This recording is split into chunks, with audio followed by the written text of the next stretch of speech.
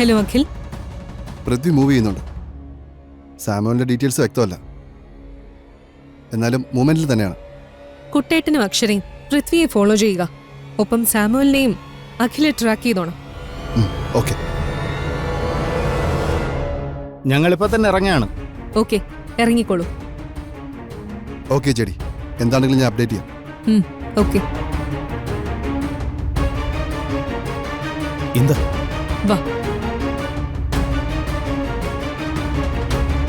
എന്നാ നമുക്ക് ഇറങ്ങാം. എന്നാ നിങ്ങൾ ബാക്കി കാര്യം നോക്കും. ഓക്കെ, മൂവിംഗ് ആണ്, നമുക്ക് നോക്കാം. പൃഥ്വിയും സാമുവലും മൂവിങ്ങിലാണെങ്കിൽ അവര് മീറ്റ് ചെയ്യാനുള്ള സാധ്യതയുണ്ട്. അവര് മീറ്റ് ചെയ്യുന്നുവെങ്കിലേ അതിനർത്ഥം അവര് വിഗ്രഹങ്ങൾ ഷിപ്പ് ചെയ്യാൻ പോകുന്നുവെന്നാണ്. അതിനുള്ള സാധ്യത തള്ളിക്കളയാൻ പറ്റില്ല. എന്തായാലും പൃഥ്വിയെ ഫോളോ ചെയ്താൽ നമുക്ക് അവരിലേക്ക് എത്തിച്ചേരാനാകും. അക്ഷരയും കുട്ടേട്ടനും അത് കൃത്യമായിട്ട് ചെയ്തോളും. എങ്ങനെയായാലും ആ വിഗ്രഹങ്ങൾ ഒന്നും നഷ്ടപ്പെടരുത്. അത് നമുക്ക് തിരിച്ചെടുത്തേ പറ്റൂ. ഇതുവരെ മോഷ്ടിക്കപ്പെട്ടത് 4 വിഗ്രഹങ്ങളാ.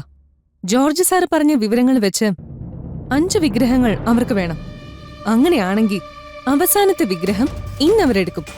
ഇവിടത്തെ കുടുംബക്ഷേത്രത്തിലെ വിഗ്രഹം അടക്കം അവരുടെ കയ്യിലാ. അത് മോഷ്ടിക്കാൻ പൃഥ്വിയും കൂട്ടുന്നത് ഒരിക്കലും ക്ഷമിക്കാൻ പറ്റില്ല. എല്ലാം തിരിച്ചെടുത്ത് യുവമാരെല്ലാം ജയിലിലാക്കിയാലേ നമുക്ക് സമാധാനം ഉണ്ടാവും. ഇന്ന് നമുക്കതിനുള്ള അവസരം കിട്ടും.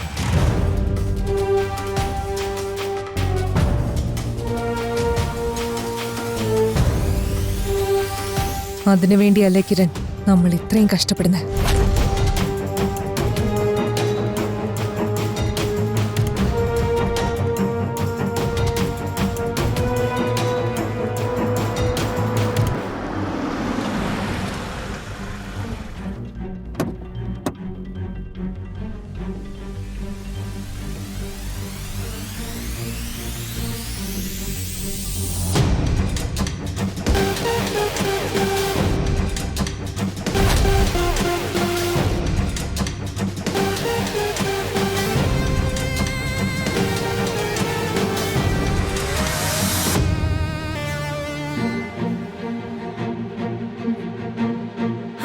അങ്കിളെ വാങ്കിളെ, ഇതെന്താ ഒരു മുന്നറിയിപ്പും ഇല്ലാതെ?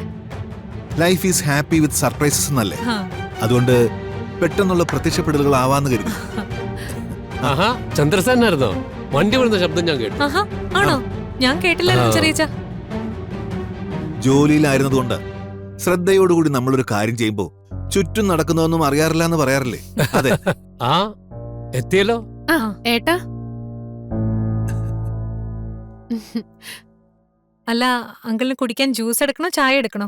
ഇപ്പൊ ഒന്നും വേണ്ട, ഞാനിന്ന് ഇവിടെ ഉണ്ട്, പിന്നെ കുടിച്ചോളാം. എന്നാ അങ്കിൾ ഇരിക്കെ, നിങ്ങൾ സംസാരിക്കേ. എനിക്കൊരു അരമണിക്കൂറുകൂടി വേണം, ഒരു വർക്ക് ഫിനിഷ് ചെയ്യാനുണ്ട്. നടക്കട്ടെ, ആദ്യം ജോലി നടക്കട്ടെ. ചെറിയച്ച ഫ്രീ ആവുമ്പോ ഒന്ന് വരണേ. ഞാൻ ഫ്രീ ആണ് മോളെ. ആണോ? അവരാങ്ങളെയും പെങ്ങളും സംസാരിക്കട്ടെ, അത് കഴിഞ്ഞ് സേന ഇവിടെ ഉണ്ടല്ലോ, അപ്പൊ നമുക്ക് സംസാരിക്കാം. അത് മതി. എന്നാ നിങ്ങൾ ചെല്ല്, ജോലി നടക്കട്ടെ. ശരി ശരി.